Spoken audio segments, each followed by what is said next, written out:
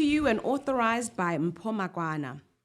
Welcome to the Contributive Citizenship podcast. My name is Sintle and I'm your host. Thank you for joining me in this 12-part series as we unpack the concept of contributive citizenship and get closer to the man behind the term Mpho Makwana.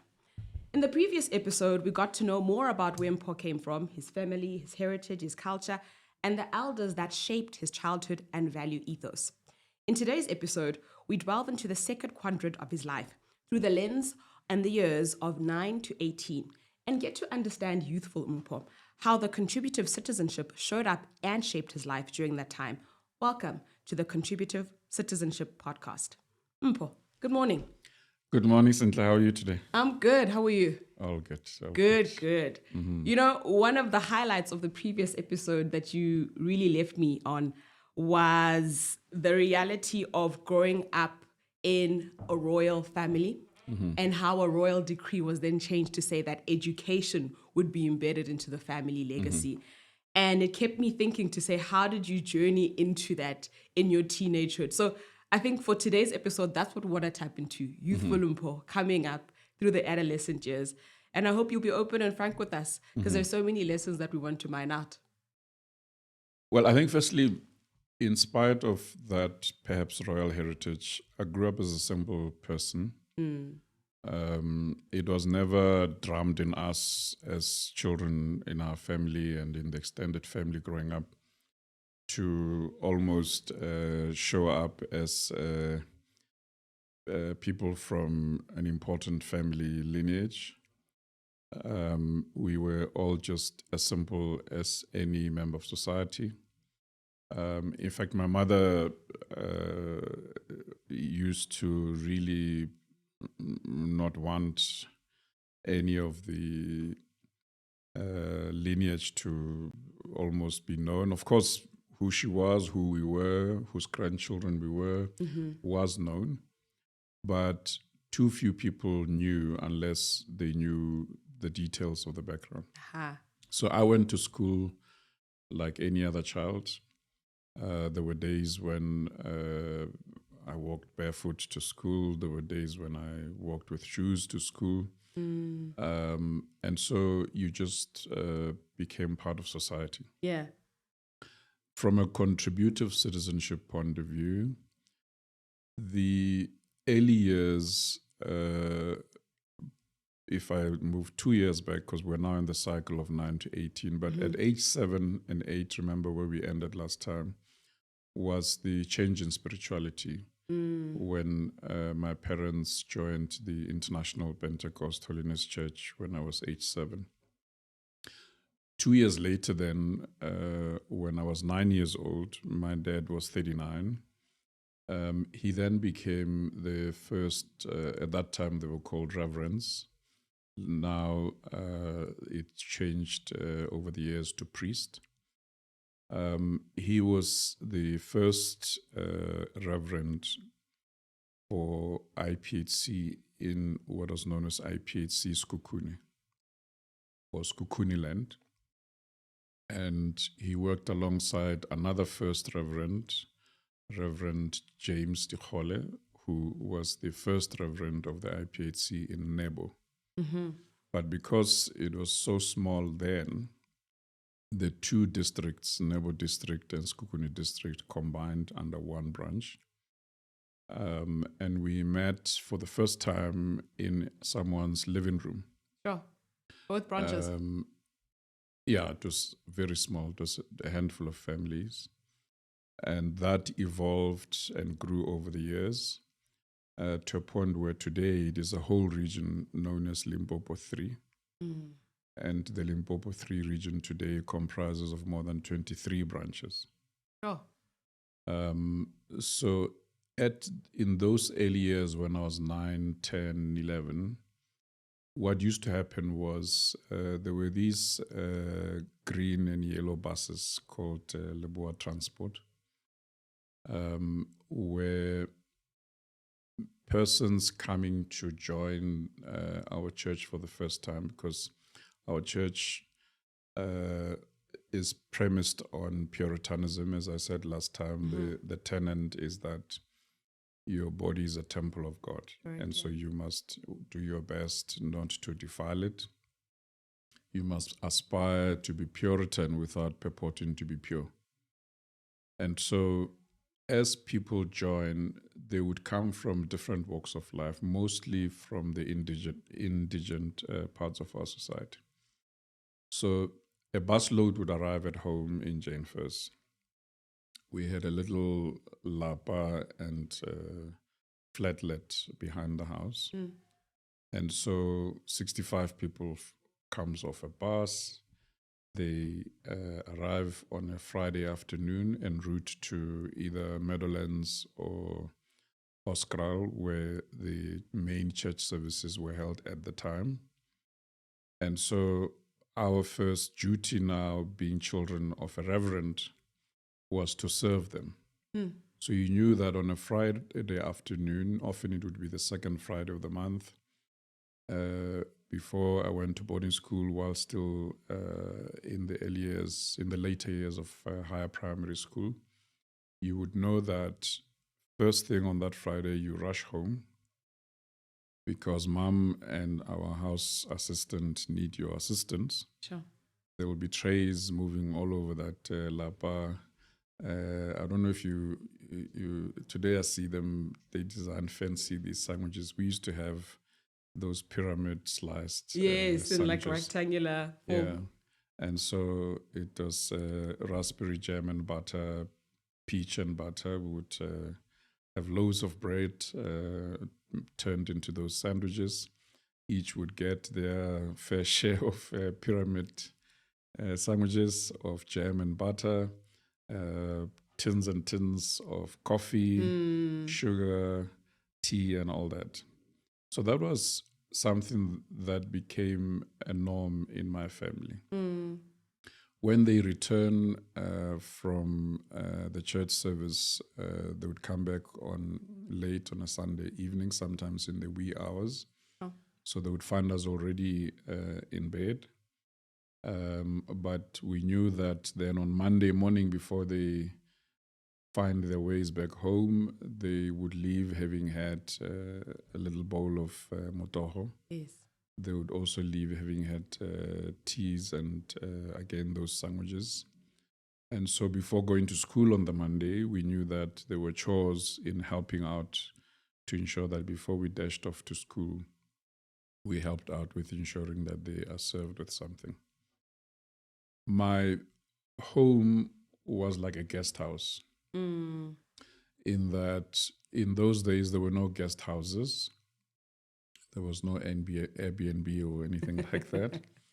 And also in the Jane First Kukuni area, even though it was a thriving hub based on the economic and social activities around the hospital, there would always be someone, a relative, a family friend, coming from headquarters or regional headquarters in Pretoria or in Lebochum, where the seat of the homeland was.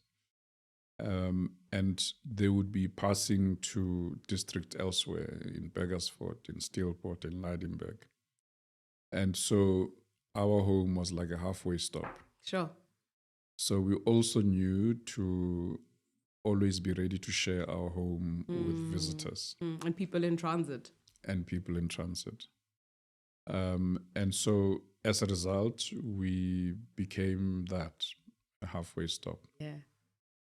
And so that also teaches you some semblance of hospitality, some semblance of Ubuntu, warmth, and that.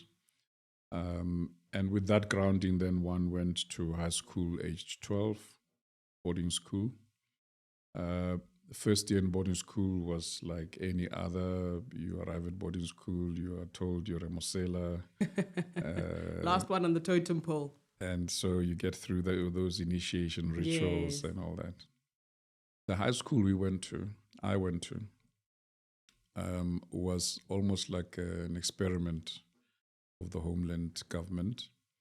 The school is in the middle of a North Sotho-speaking community in Lebochum, but the school was called S.J. van der Merwe Technical High School.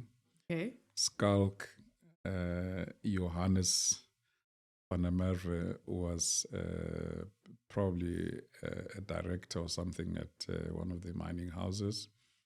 And he donated funds through his trust to have a technical high school built. And so the technical high school, the first cohort of students were 20. Okay. We then, with the second cohort, in the entire school, there was about 6 women out of 30-something, and the majority were boys. Sure. Probably 6, 8 or so women. I didn't do. And they were part of the teaching staff. My count. No, they were students. Okay. So we all, when we went into bricklaying classes, electrical. So in the standard 6 and 7, you rotated through all the trades. Okay. So you were exposed to bricklaying, you were exposed to woodwork, you were exposed to welding, you were exposed to electrical studies, as it was called in standard 6 and 7, a little bit of plumbing, a little bit of tool making. Only in standard 8, you then got to choose a specialty. So my specialty then became electronics. So you then start deepening into studying technical high school electronics. And there will still be another compulsory technical subjects that goes hand in hand with what you've chosen. Okay. So because we had to case, like the laptop charger that we all use today, I promise you, if my teacher had told me what that little box I was welding was going to become, probably I would not have changed from electronics. But it felt like such a tedious thing to be welding this little box and putting electric diodes together and then blowing up, and you try until you get it to work. To pass, your box had to charge and work. And so in that year in standard 7, before specializing in electronics, we had our first incident. So our principal then was one Mr. D.C. Benardi. He was the founding principal at the school, disciplinarian of note. And most of the teachers that were white were Afrikaans speaking. So there's one that we used to tease Mr. Liukov because he would be trying, he taught us tool making. So he would try and explain to you a certain tool. Okay. So there's a tool that is used in fitting and turning that dices the grip. So if you have a shifting spanner at home, it has a bit of a zigzag scotch thing that feels like a grip. Okay. So the tool that dissects that piece of steel into a handleable thing, he needed to explain to us. So he says, do you know him? And of course, being 13, 14-year-olds would crackle with laughter because he should be saying, do you know it? Yes. And then he says, oh, you're laughing now. He says, okay, anyway, remember me. I'll show him to you in the workshop. And then we would crackle laughing. And then, of course, when he clicked what we were laughing at, he would get annoyed and he would say, in Afrikaans, smacking you, he would say, "Khanyela loy." And he had this cricket bat. And that's what he used to give us a smack in the bum. Remember, this was an era of corporal punishment. Yes, corporal punishment. And D.C. Benade, Principal Benade, in his office had cane sticks. They were always soaked in salt water. Why salt water? Because it keeps it flexible. Ooh. And also the lynching becomes even more pinchy. So you didn't want to go to be seen going to the principal's office for whatever, because then it's you and the cane stick. And so across the country, remember that in 1979, courses had been banned. And across the country, young people were trying to figure out how to resuscitate this movement. So I was in standard 7 then in 1983, which is the year the United Democratic Front was launched. And so other formations of students were formed. COSAS could not be reformed as COSAS. The name was just twisted around to SASCO, South African Students' Congress. And so we then had a young person who came from Joburg. The relaunch of SASCO actually took place in Joburg at Bosmont High, here in the area of Maraiburg. Oh. So he came from Soweto and had been part of that launch. And so he came and sort of conscientized us now that, there's this student movement. Yeah. And so, like the students of 76, our first port of rebellion then became the corporal punishment and the Afrikaans tuition. And so at the end of 1983, we had our first, not real protest, it was just like young people being cheeky in the name of COSAS. And Principal Bernardi couldn't handle this thing. It even gave him health challenges. So he was then replaced later by another principal, Afrikaans speaking, Mr. Nel. First it was Mr. von Gericke before Mr. Nel. And Mr. von Gericke had just come out of the army. And by the way, our biology teacher was one, Mr. Anton Badenhorst, who was a sergeant in the army, came to school in SADF regalia uniform. and all of that. And he interchanged with, so grade 6 was Badenhorst, grade 7, standard 7, let me not stick to the grades. Standard 7 was Anton Badenhorst, standard 6 was Boshoff. So both Mr. Boshoff and Mr. Badenhorst, they were friends and both army, active in the army. Active in the army. They came to school with their R4 rifles. So in class, he would arrive, put it in the corner there, take off his beret, and then say, "Good morning, class." My goodness. And so that also, as we started to, in 83, the message of the United Democratic Front and other messages were beginning to reach us. We started actually wondering why we were taught by the army. And so in 1984, in Standard 8, we then officially launched SASCO at our high school. And then I happened to be elected into the school, part of the school branch committee, let's call it that. And that year we demanded to have an SRC instead of prefects. And as that momentum grew, I then got elected to the regional structure. The district we were in was called Mogodumo. But if you now shorten Mogodumo Students' Congress, it becomes Moscow. And that becomes troublesome because Moscow, Russia, affiliation with Russia, was associated with all things terrible and all things communist.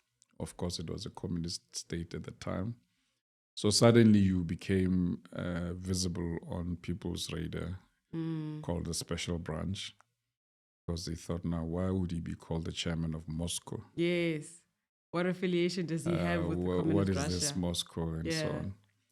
But I guess there was a sense of low-profile tracking. Then we had a big strike that year at the school about catering. Food was bad in the dining halls, and it really got out of hand so much that one part of our residence was also burned. Sure.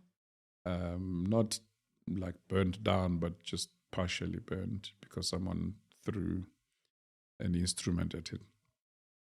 The legend in other schools nearby, because we were a technical high school, we made tools.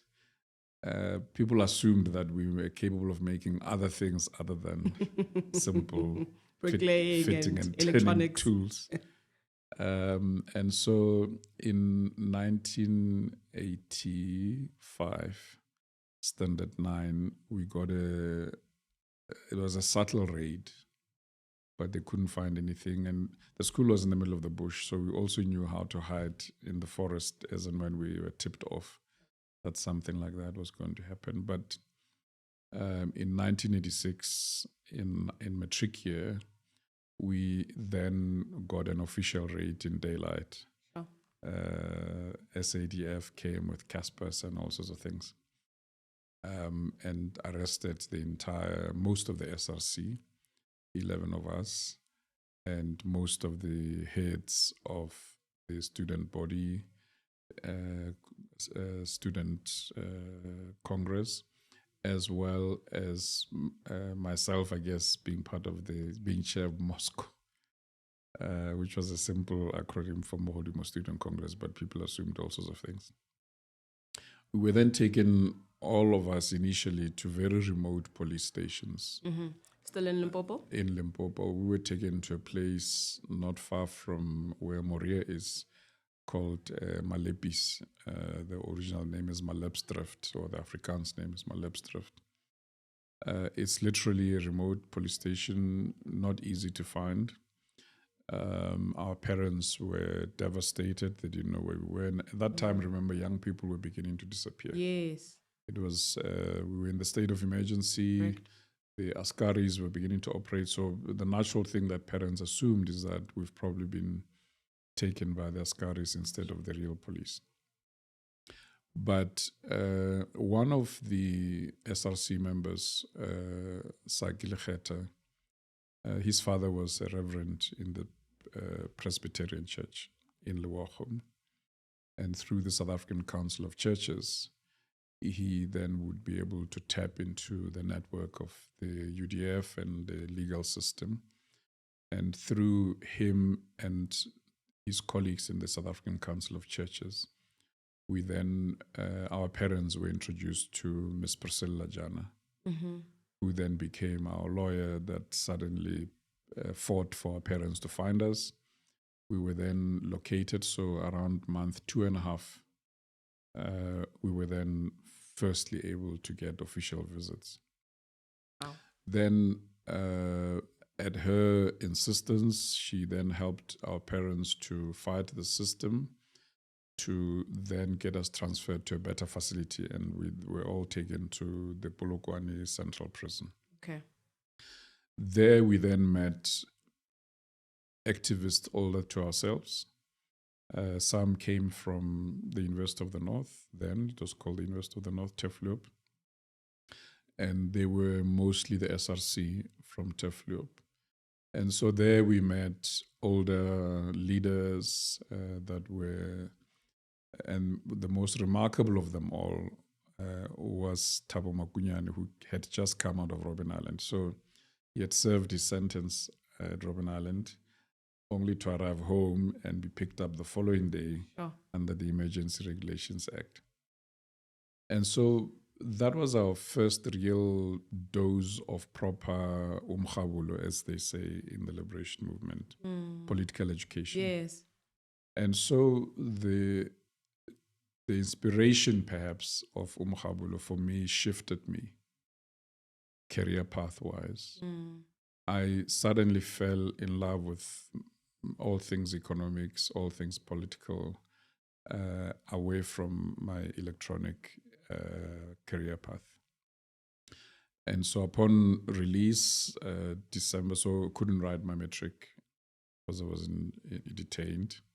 So upon release at the end of that year, 1986, I then had to figure out what next. And we tried to get me enrolled back at SJ van der Merwe. They said, no, we don't take ex-political prisoners. And after all, troublemaker. Yes. I then had temporary enrollment at the local school in Mamone village next to Jane Fairs called Malukutu. I was a matric student at Malukutu for 6 weeks in the beginning of the academic year. And my father then, one afternoon, as I got home, he said, no, I found a better school. And I went to Promet College in Kempton Park. Promet was again started by the SA Education Trust and a few business persons in Johannesburg. And it was present mostly in Gauteng, later a little bit East Western Cape. And it helped people like myself who were ex-activist, ex-political student prisoners that couldn't be readmitted into the formal education sector. And we could then have a proper matric in a privately owned school. Would you describe it as a sort of a bridging school, or was No, it it was- solely focused on It was ensuring that activists? a matric focus school. Okay. Some people, though, enrolled as a second stab at matric. So they would come from township schools and go to take a second stab with the hope to improve their pass mark to get matric exemption. So at Promet, then, I was thrown in the deep end, age 17. I had to repeat standard 9 and 10 in 1 year, but doing academic subjects and no longer technical subjects. And these commercial and academic subjects, some of them I was doing for the first time, business economics, but somehow the Mokhabulu in prison helped me get the contextual understanding of the economy. Yes. And I managed to pass fairly well, got a good matric exemption. And 88 was first year at university. And at that point, another challenge ensued. So I initially wanted to do a BCom law. And there were a few universities that had, even today, there's few universities that have a degree called BCom law. So I either would have to go to UDW, University of Durban, Westville. Okay. In Limpopo, I would have to go to either Tufloop or University of Venda. The University of Zululand didn't have it. And at the University of Zululand, they allowed you to do Bachelor of Administration, which combined commercial subjects and socioeconomic subjects and legal. So you could do an equivalent of BCom law through a B-Admin, Bachelor of Administration. So at the University of Venda was the first one to send me a letter of acceptance. We drove all the way to Thohoyandou. It was my first time in Thohoyandou. And we arrived and they said, but do you speak Tshivenda? I said, no. Are you a Movenda? No. That sorry, this university is for Venda-speaking nationals. So again, that homeland But it was narrative. not a homeland thing because someone had probed and seen that this one was in prison in Polokwane. Okay. So we drove all the way back home. On arrival home, my father says, there's a letter that came for you from the University of Zululand. And open it up, it says, I've been admitted for a Bachelor of Administration for the combination of subjects that I wanted. So immediately change of bags, change of cars, off to Zululand. Sure. Wow. And that's how I ended up doing my bachelor's at the University of Zululand. And my dad celebrated. He thought, well, far away from home, you're going to meet people who don't know you. So you're not going to be up to all this activism of yours. But as soon as I got there, there were 1 or 2 or 3 people that came from Lebochum through their networks that knew who I was. And suddenly, before I knew it, in my second year, I was on the SRC, was part of the leadership structures of now SANSCO, South African National Students Congress at the time, which had converted from ASASO. And activism continued. So I guess if we look back then, contributive citizenship for me started the day in Standard 8. I was elected to lead Morodumo Student Congress, and I was elected to be part of the leadership of the branch on our student campus at SJ. But if we look at the country that we live in, it's evident that there's always been a rich culture of activism. And even as a young person, you playing that invaluable role in leading the charge at your high school and even at your university days. Looking at, again, contributive citizenship, how would you describe your specific activism linked to that time that you were living in the 80s? I think mine was rooted in initially becoming a leader by perhaps accident. I was conscientized to be a responsible person. I was conscientized to have a sense of duty. But I was never, let's say, politicized. Okay. So it was almost like it was thought you could just have a natural sense of duty and a natural sense of contribution by virtue of coming from the traditional leadership house background. But when that happened, it was then like, oh, why are you choosing this way? My grandmother used to say, they're going to send you to St. Helena. So Robin Island was referred to as St. Helena. They're going to send you to St. Helena, child of my child, and we're never going to find you. Then because I had now started reading, I said, but Koko, let's step back. Do you know that in Hampahlele, one of the former presidents of the ANC comes from Hampahlele? And then she got all upset. She said, who told you that? And it was meant to be something hidden to us because, again, parents, I guess, fearing for their grandchildren in this instance. It was thought, if we told them that actually there's a hero of the struggle that comes from right here in their neighborhood. But little did she know that in 1984, when we relaunched SASCO, as it were, COSAS in reverse, a great legend of the struggle in Sekhukhune was buried, known as Mampoane in Chaveling. And so Peter Mampoane in Chaveling. So we went to Appel to attend his burial. And that's when we got to officially wear our UDF T-shirts because they were sold there. We acquired them, bought them. And on our way back, only to meet with a roadblock of SANDF and Leboa police. Oh.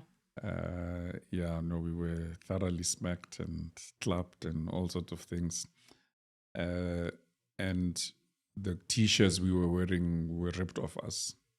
But little did they know that somewhere under the spare wheel in the bus, we had another pack, 2 full boxes. So when we got back to school, licking our wounds, we then unwrapped and bought, recirculated new yellow and white T-shirts of the UDF. So it is those types of things that made you realize right here in your doorstep. I mean, the legend of Hoshimampuru and the wars he fought with the Boers and others only became visible to one later when I was studying politics as a political science student. Again, not in the classroom, but outside of the classroom through Mkhabolo. But the grandparents and the parents didn't know, so they always felt they had to hide the real information from you because it might get to your head, and instead of focusing on your studies, ignite. You may land in St. Helena. But how does contributive citizenship become a form of activism in the age that we're living in, and how do we tap into that in being effective change makers? So as a young person, if we stick to the cycle, because now we're at tertiary, so we're already past age 18. But as a teenager, in high school particularly, and some of us, like me, I was still a teenager when I went to varsity at 18. So as a young person, teenager, young adult, high school, university, high school is the place where you find your voice for the first time. If I look at my children, they got their voice and their sense of consciousness in a, I guess, private education environment, but where they were asked to go into communities to go and understand what was happening. And the teachers were smart in ensuring that there's a cross-pollination of cultures. Mm-hmm. They would want to ensure that even the white kids didn't feel afraid going into places like Diepsloot and other areas. In Tembisa, there was also other areas that they would go into, almost on a fact-finding discovery, life learning environments. So parents must seek to encourage their children to have those kinds of discoveries. Because once you become a young adult and a young professional, your career development grows more holistically if you're an all-rounded citizen, young citizen, who understands the universe beyond what you've learned in the classroom and what you've learned in the home. So social giving, social contribution, young parents get exposed to it in the workplace through CSI and through payroll giving. If you've not been conscientized in struggle and the like, so let's say you're just let's call it straight and narrow person who didn't get involved. Once you get into the workplace, you will find that suddenly you are invited to an employment equity forum, you're invited to a diversity and inclusion forum, you're invited to all sorts of things. And so you will thrive better if in high school and at university you were already enlightened in some form or shape. So contributive citizenship requires, firstly, a sense of consciousness, a sense of, I'm in this set of circumstances, especially if you are in comfortable set of circumstances, you need to be conscientized, not to be oblivious to the plight of others who are in slightly challenged and slightly unfortunate circumstances. Some, of course, become drawn to contributive citizenship out of pain. I have people that I mentor. I have people that are perhaps of a younger generation than me that lost their parents early.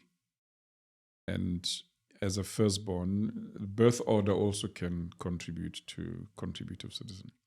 Firstborns are more likely to have a greater sense of duty than perhaps lastborns.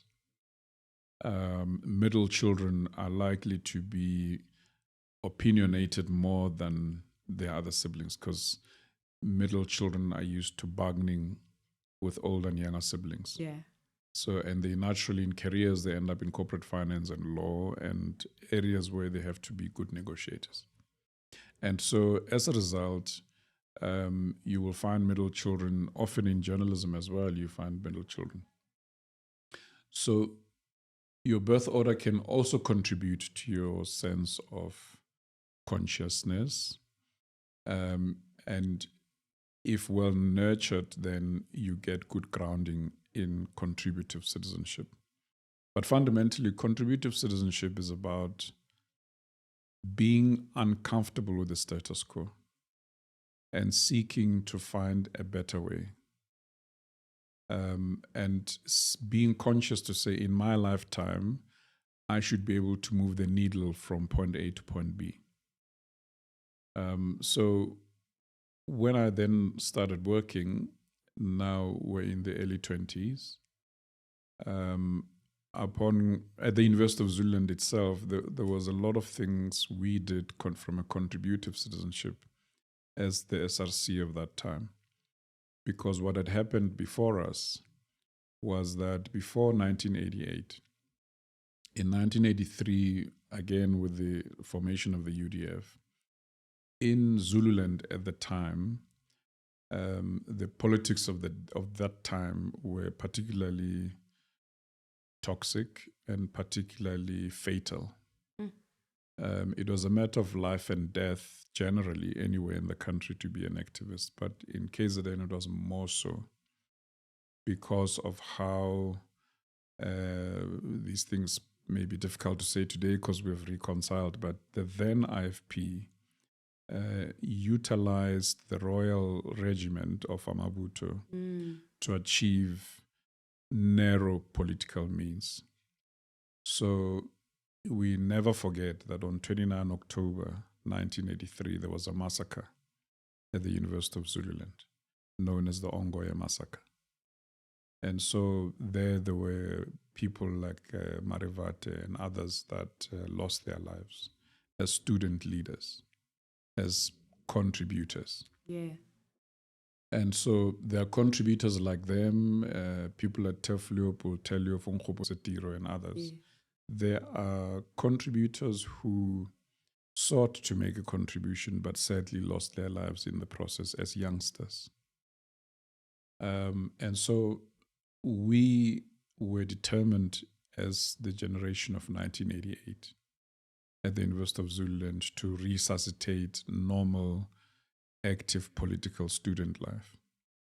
And so our vice-chancellor then was Professor Abraham Charles Nkabinde, who was as traditional an administrator as they came at the time of vice-chancellors of that generation. The role model vice-chancellor of then was Professor Jakes Gerwel at UWC, who was the first vice-chancellor to actually embrace student activism. And as a result, UWC was the progressive campus that everybody wanted to be at.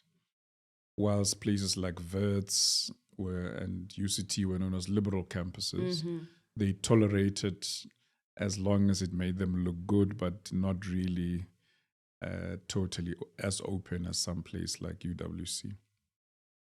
So as the SRC, we had to fight legal battles. For the first time, as an 18, 19-year-old, we would drive all the way to Durban to meet UDF lawyers to come and help us fight our struggle on campus. And so a dynamic young lawyer, I think she was in her 30s at the time, was one young Miss Linda Zama, who was our go-to person, our go-to mentor on how to wage the struggle legally. I remember in 1989 when, it used to be that if you go on a major strike, campus shuts down and people get excluded.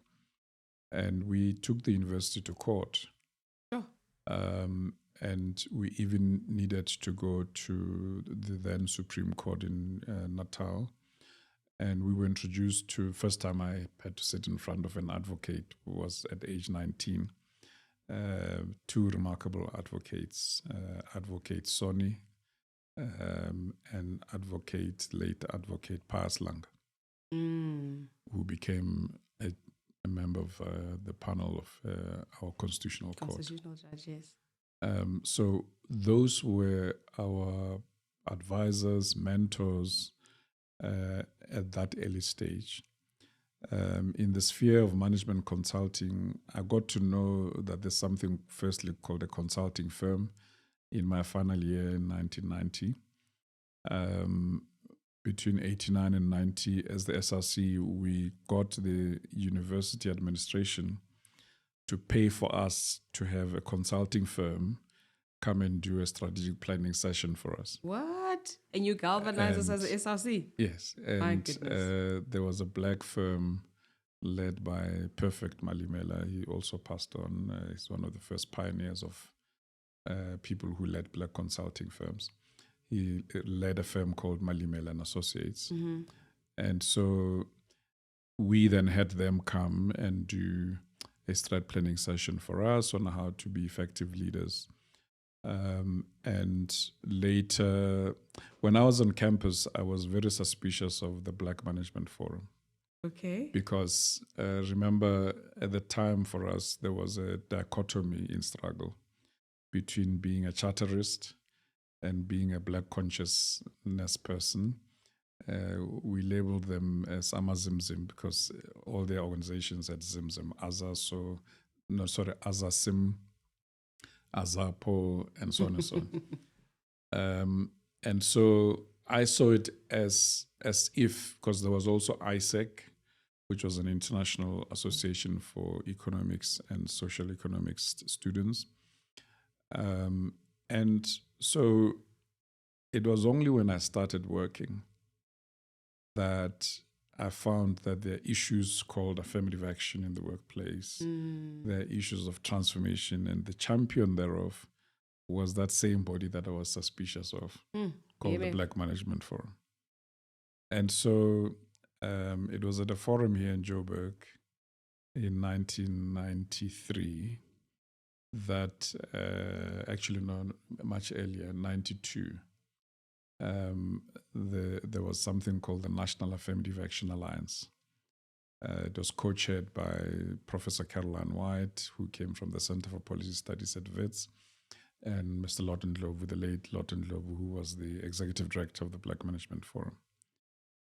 And suddenly I saw there Vavi, who was Mr. Zolinzima Vavi, who was Deputy Secretary General of COSATU, or Deputy General Secretary, Trade Unions of GSs, of COSATU, featuring as part of the leadership structures, and a few other people that I admired as a charterist from the progressive charterist movement. But then what also happened the year prior, late 91, Don Mkonazi, who I already knew as a student from the University of Zululand, because he came from time to time to do all sorts of things on campus, but among others, to canvass commerce students to join the BMF.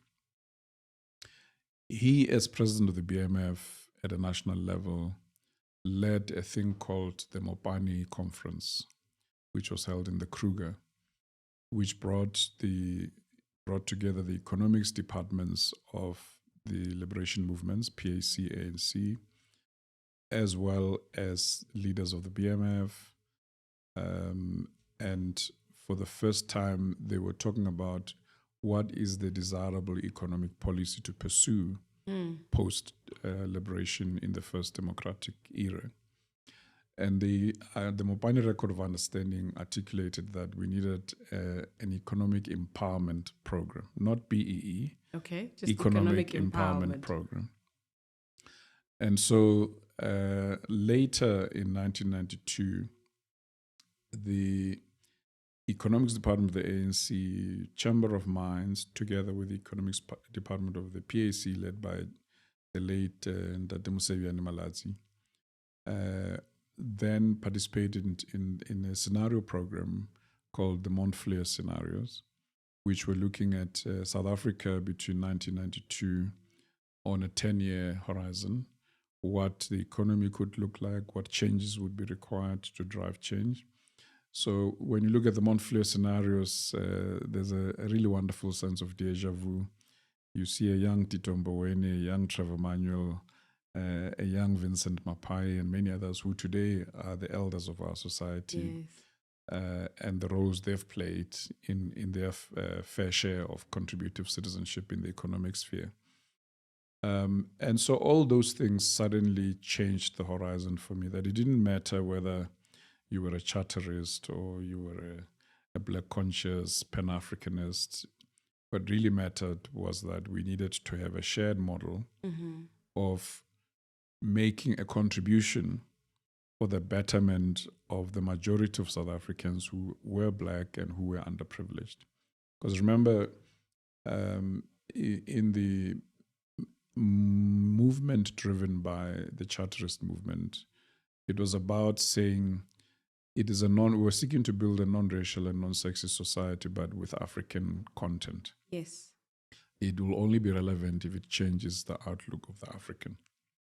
But the debate on the other side of the fence was about land first and Black first and whatnot. But I think we've moved quite far from those divergent sort of polarizing views, but today we're polarized by something else, which we can talk about at length in the next episode. So contributive citizenship then for me became when I joined the BMF. I eventually joined the BMF in 1993. So I went to the US on a foreign assignment. I worked for Ford Motor Company. And when I returned from Detroit, there in Detroit, living and working in Detroit, I also found that there were also other forms of Black struggle. Yes. I was also exposed to Black history, the works of Martin Luther King. There's a powerful book that I encourage any young person wanting to see a comparison between our struggle and their struggle called Eyes on the Prize, which takes you through the journey from slavery right through to, so you start seeing the apartheid policy of separate development and the policies that they went through in terms of, although the difference is that in their case, they were a minority, in our case, we're a majority. But all these then when I returned in 1993, the first thing I sought to do, besides the fact that in our church I was already making my own contribution in the youth structures of the church, but in 93 then I was convinced by Lawton Ndlovu to work for the BMF. And I helped set up the organizational transformation division of the BMF. So someone before me had already started the work of, at the time, working with elders in the BMF to publish the Basotho Head Formula, which was known as it was in a booklet called the BMF Blueprint, Affirmative Action Blueprint of 1993. So when I came, that book was kind of fresh, hot off the press, and I needed to set up the department in the BMF that would operationalize it. And parallel to this, in the business sphere, NAFCOC was still a formidable force at that time, and they had published a document known as NAFCOC 3456 Plan. They were also at Mopani the year prior.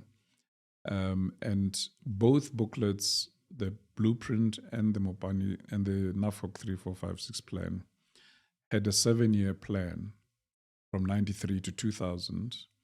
The NAFCOC version was about how you would transform the stock exchange. Okay. So 345 was 30% of managers of companies listed on the stock exchange would need to be black. 40% of directors would need to be black. And we would need to aspire to a 50% ownership being black. And the BMF blueprint had took the shape of the Basotho hat, which is like a pyramid of the corporate. The bottom of the Basotho hat, the hat is known as Mokorotlo. The bottom of the Mokorotlo, if you imagine with me, the circle at the bottom of the Mokorotlo was the pool of trainees needed to be 80% black. Then above the circle, you would imagine a circle singling the first ring of the Mokorotlo, where 30% of junior managers and supervisors needed to be black. And the targets went all the way to the top of the crown of the Mokorotlo, which is the board of directors. 15% needed to be black. But the model was that critical mass overall of transformation needed 30% representativity. Later, those targets then had to be reshaped to incorporate gender. Because there was an acknowledgement that perhaps there was a bias more towards male representativity than female representativity.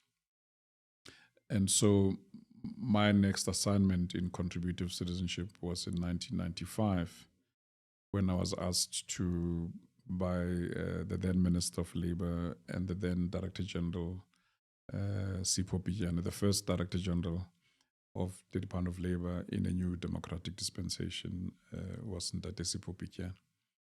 So Ntate Mboweni, Ntate Pityana, my DDG then was Les Kettledas, a veteran from the NUMSA trade union movement, and many others that we worked with at the time gave us then the space to contribute.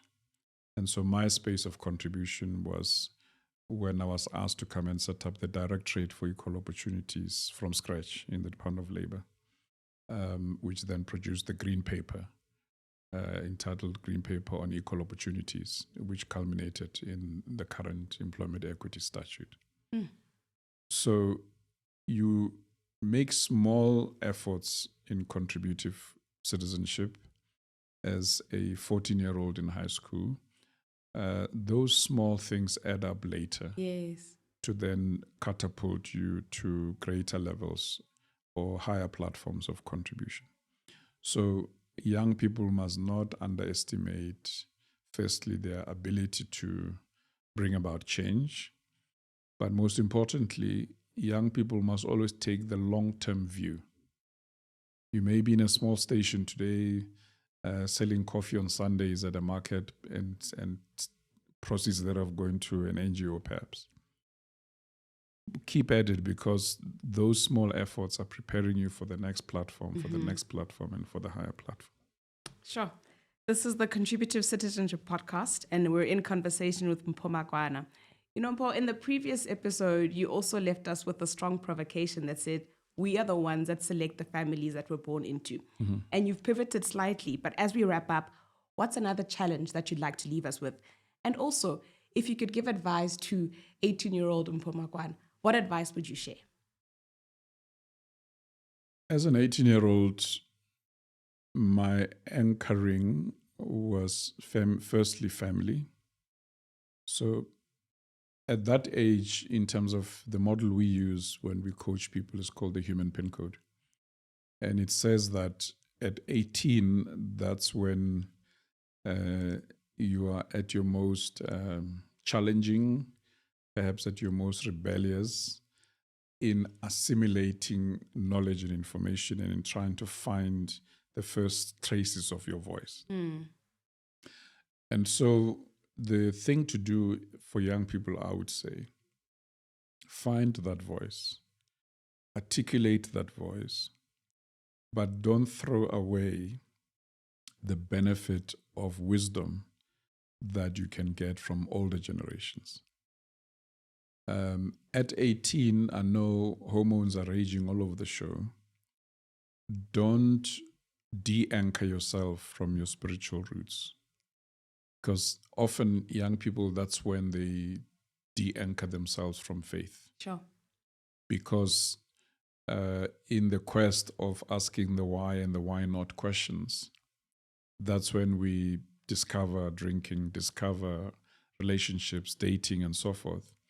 And at that point, you start listening to voice of reason of parents, of older siblings, and of even grandparents. I was fortunate that even at 18, both my grandmothers were still alive. You may recall that I shared with you that my great-grandmother on the maternal side, my mother's mother's mother, passed on when I was in high school at the age of 12. My paternal mother's mother passed on when I was 16, 17. In fact, just around the time that I was transitioning from coming out of prison, going into private school. So I was always fortunate that even at that age, arriving home from campus for holiday breaks, my first port of call always, my parents knew I get home in Jane First, I dump my bags, then I walk away to grandpa's house to go and say hello to both grandparents. Then I come back home to sit down with them and say hello properly. So they were at peace with that. And so that gave me a connection of two generations before me of wisdom that I could always tap into. Thank you for your insights, Mpo. You've given us so much context in understanding the journey of embracing your activism, your identity, and also the history of our nation and how it influenced your understanding of being a contributive citizen. In the upcoming episode, we'll delve into quadrants 18 and 28 and explore your early stages of adulthood, but also unpack how contributive citizenship showed up in your early career and the intersections thereof. You're listening to the Contributive Citizenship podcast with me, Sintle. Brought to you and authorized by Mpomakwana. Great. Thank you. Episode 2